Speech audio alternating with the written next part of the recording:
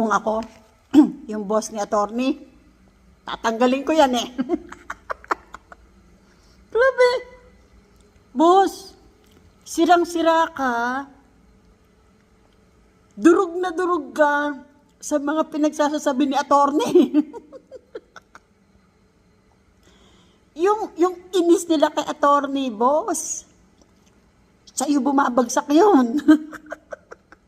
Bakit mo siya hinire? Ano yung reason? Para banatan ng Duterte? Tagabanat sa Duterte? Ang problema, hindi lang Duterte binabanatan niya. Lahat na ng Pinoy.